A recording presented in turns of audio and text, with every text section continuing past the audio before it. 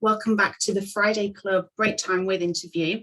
This is our series of interviews for the Friday Club, where every week I speak to an expert in schools marketing and admissions.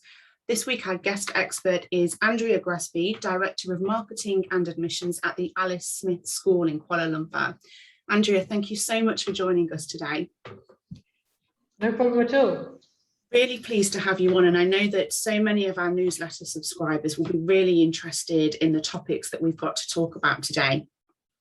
Just before we do go into that then, Andrea, you are Director of Marketing and Admissions at the Alice Smith School. Can you tell us a little bit more about yourself, your role and the school itself, please?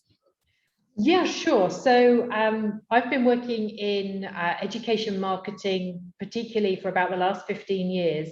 Originally in universities and higher education institutions, but then have gradually worked my way down towards schools. And I've worked in big not-for-profits, in big profit organisations. I've worked for schools and universities in the US, in the UK, in Europe, and I've worked both agency side and client side. So if you are using agency, I've worked on both sides of that coin as well, which makes it kind of interesting to understand both those sides of that aspect of using external providers as well. I live here now in Kuala Lumpur with my family. I actually have two teenage children who are actually both in our secondary campus here at Alice Smith. And we are a not-for-profit school here in Kuala Lumpur. We're the oldest British international school in KL. We are celebrating our 75th anniversary here this year. And we are continued to run by the association of made up of both parents and local organisation trustees who set the strategic direction for the school. And we're based in two campuses. One looks after our primary school age children, 3 to 18, 3 to primary campus 3 to 11, and our secondary campus, it's a little bit outside of KL, where we cover students from 11 to 18. It's a really beautiful school and really beautiful part of the world, of course, in KL. So you've been in post since February 2019, am I right in thinking that? Yes, that's right. Yeah. So, and you said that you're the first ever director for both marketing and admissions at the school. What has that been like for you, and why do you think that that was the right time for the school to have a role that overarched both marketing and admissions? I think the dynamic in the marketplace had really changed here. The school's obviously very well established, has a great reputation locally, but international schools were really encouraged to set up in Kuala Lumpur and Malaysia generally by the Malaysian government. And that really resulted in kind of an explosion of international schools in our area here, particularly in Kuala Lumpur.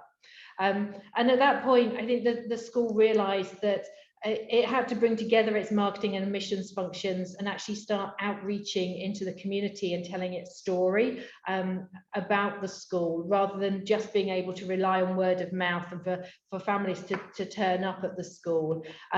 Even our name with the Alice Smith International School, actually within our competitor set here, we have two schools. One is called the International School of Kuala Lumpur, and the other one's the British School of Kuala Lumpur. So even just our name, we really have to go out and shout about now. So I think a couple of years ago, before obviously which led to my appointment, our council here looked very carefully about what they needed to do, about the kind of advent of digital marketing, how they needed to be more proactive in the marketplace, and say actually this is the time where we need to really kind of up our game in school about marketing and admissions and bring them together, which then resulted in the formation of my post.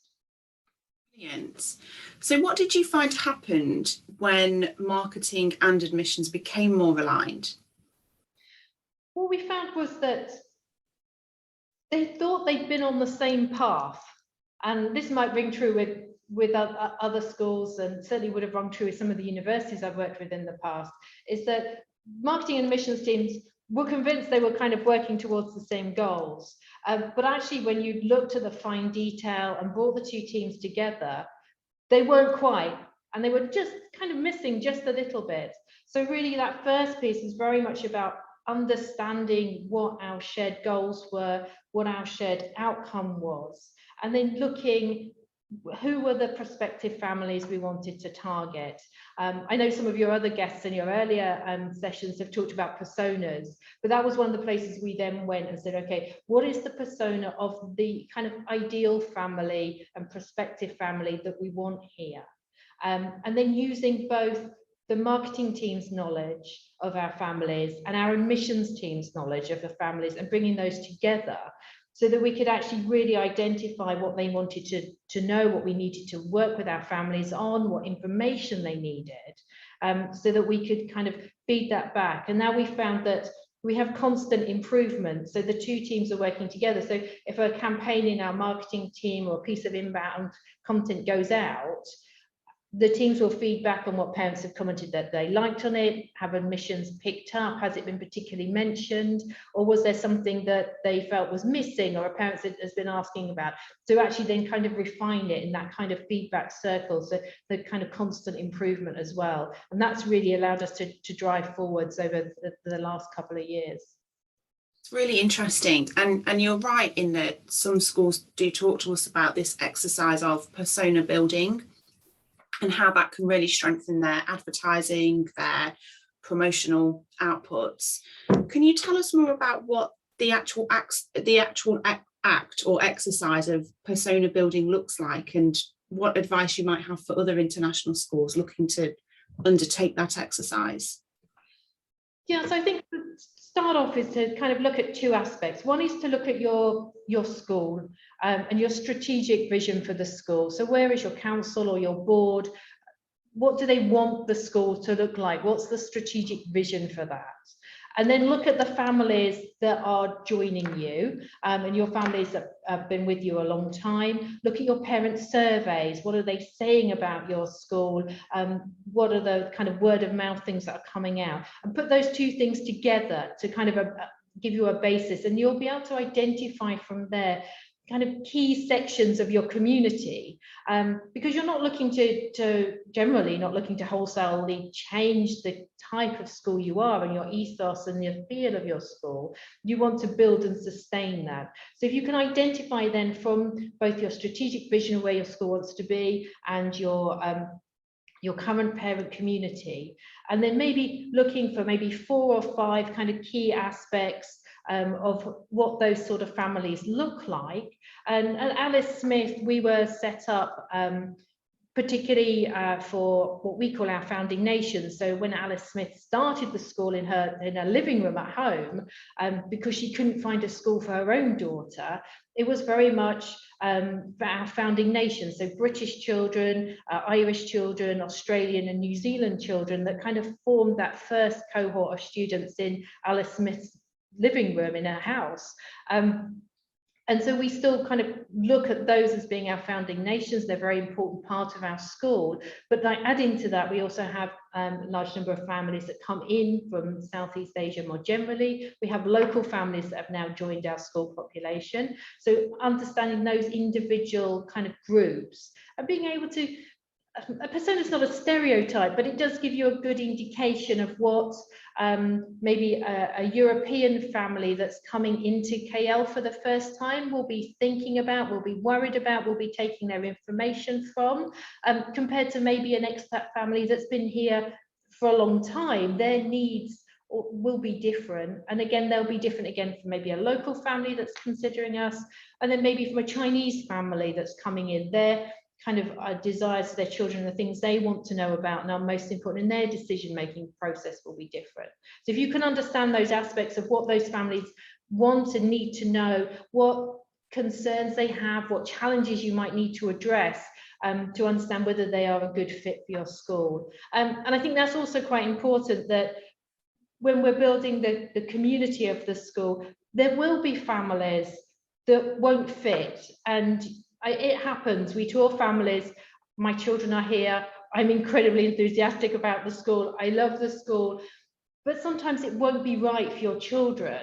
And sometimes, and I often say that to a family when I'm touring them, we'll show you everything you need to know, and then you can go away and make that decision. We would love you to join our school, but we also recognise that it's not the right community for everyone, and we just want to give you the skills and the information that you can have to make that decision between whether it's us or one of our other schools in the area. The important thing is that the family picks the right school. We'd much rather them say, you don't fit us, than join us and have a terrible time.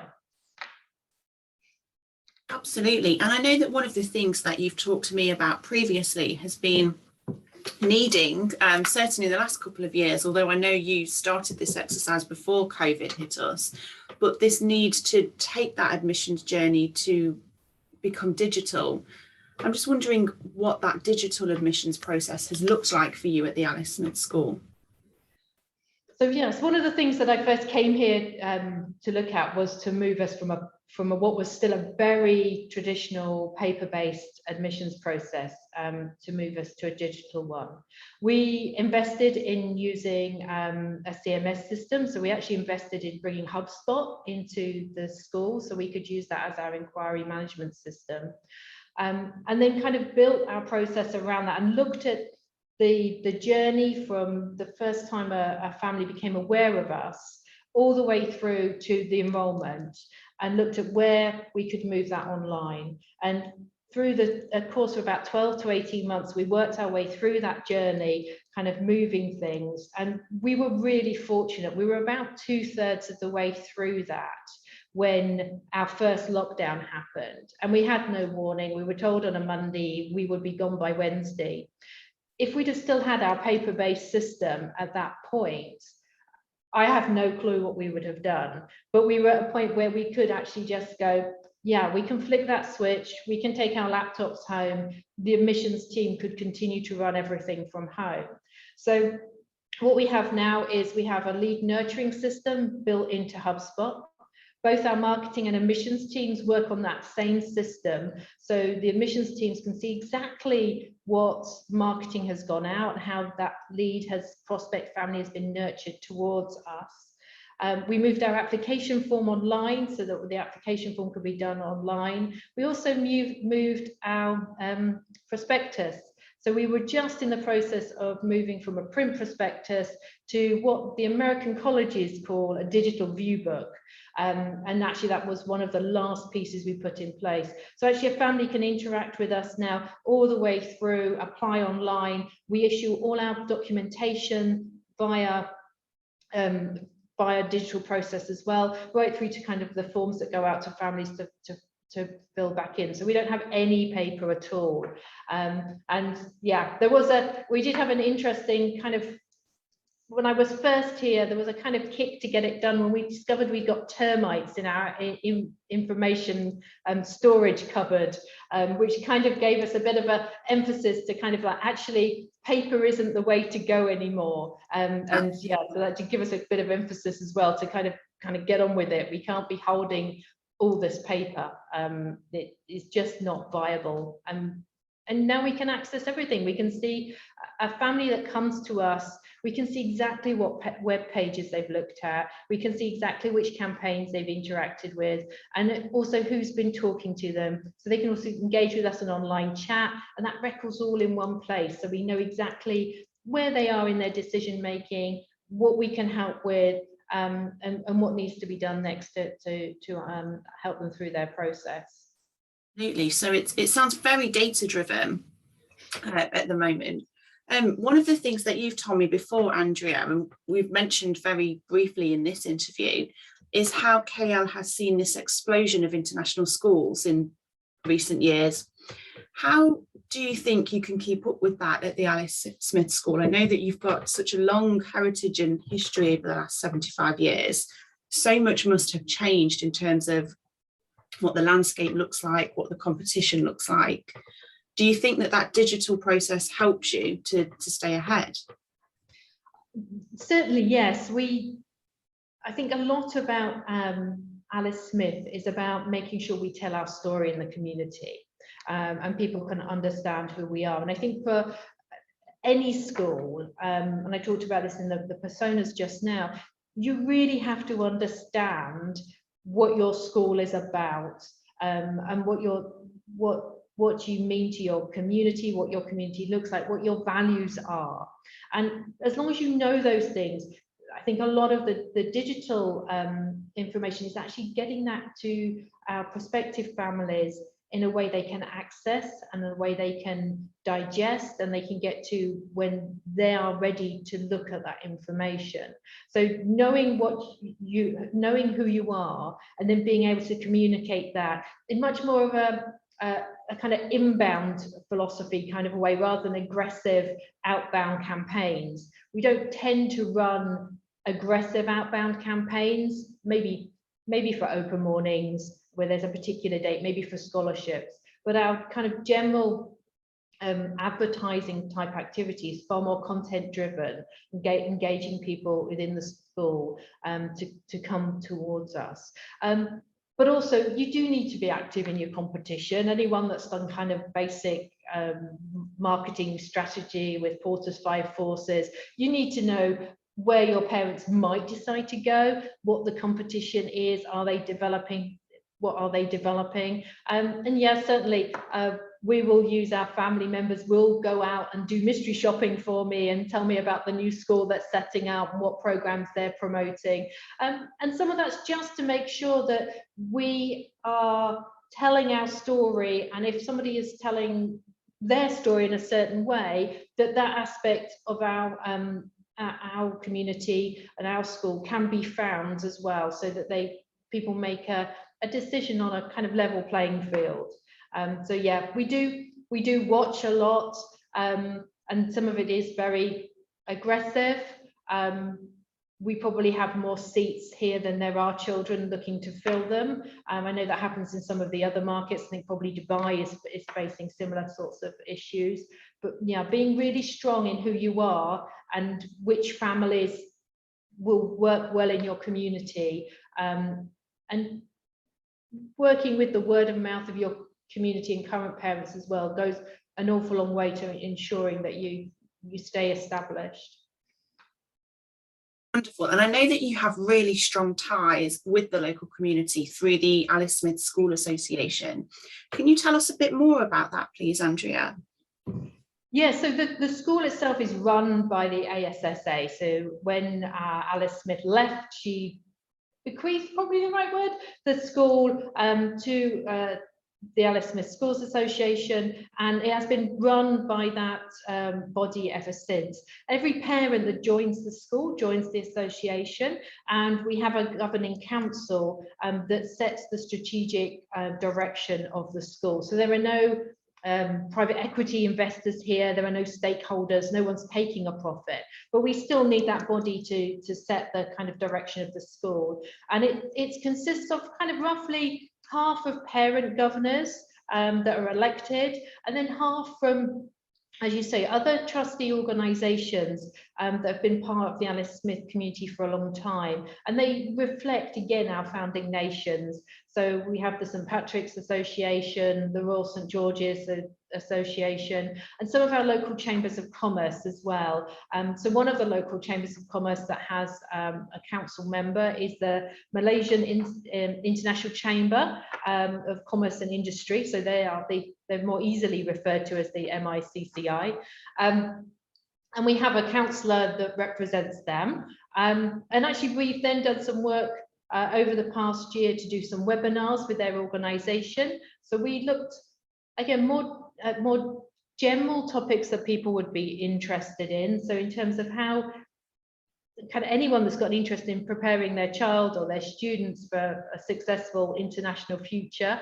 So we had a webinar around that subject. We had a great academic from the University of Melbourne, Dr. Shantan Chang, as well as some members of the MICCI, our head of school here, Roger Schultz, and also one of our alumna, Teresa, who's about to go off to study at the University of Oxford in the next couple of weeks.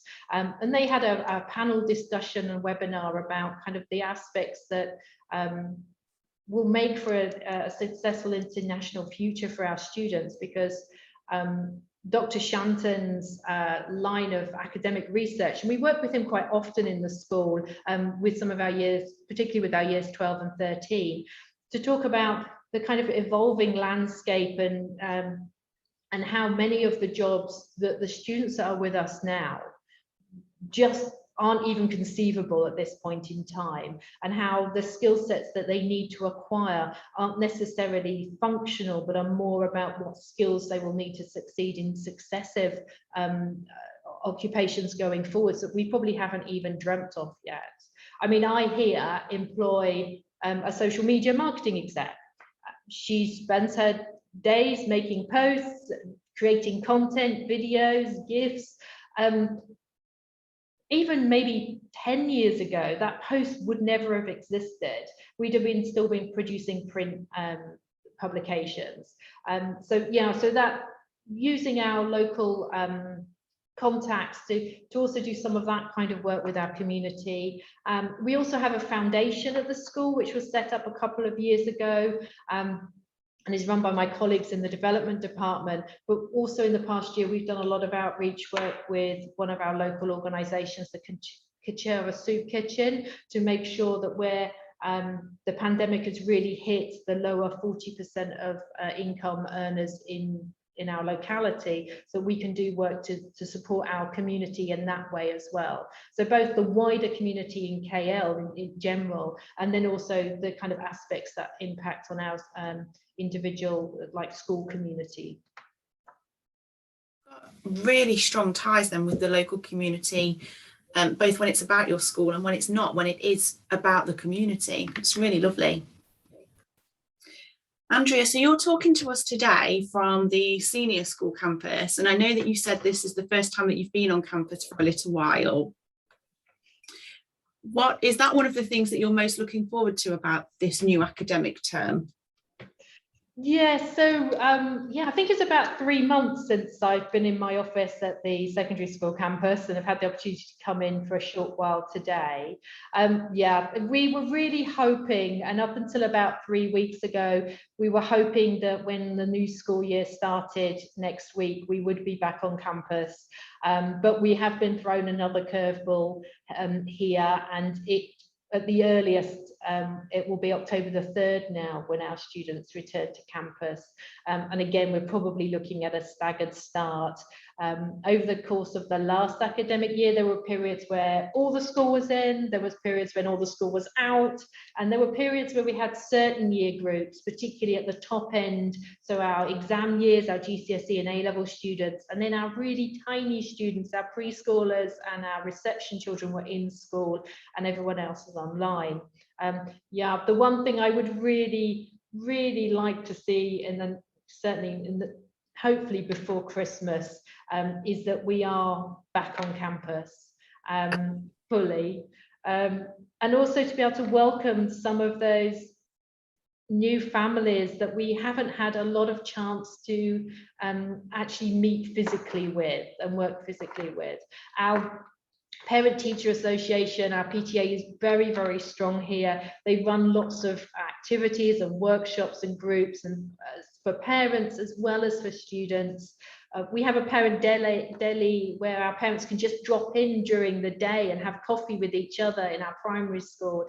And to see some of that begin to come back would be lovely. And that's, yeah, I kind of keep looking and thinking, we will get there. There is light at the end of the tunnel. But in the meantime, we've become very good and resilient about moving backwards and forwards between online and on-campus learning, and a hybrid in between.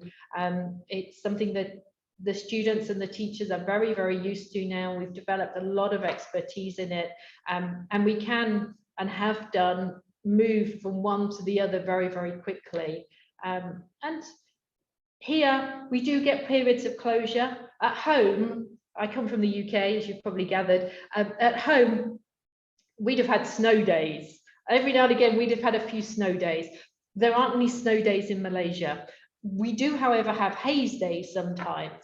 And so I think going forwards, when schools do experience periods of closure, I think that will be much different in the future, because schools very quickly will be able to move between online and offline, kind of face-to-face and in-person and online learning in a way that we couldn't before. And I think that skill set will mean that learning will evolve and we'll take the best bets forwards in terms of practice for the classroom as well.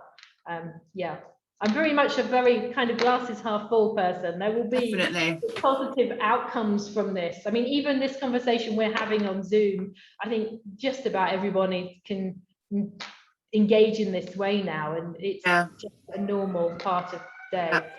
I would say the other thing that comes with living in Malaysia are thunderstorms, and if you can hear the siren, that's our thunder alarm going off, and if the children were here, they would all be seeking cover. Okay. It may get very loud now. That's okay.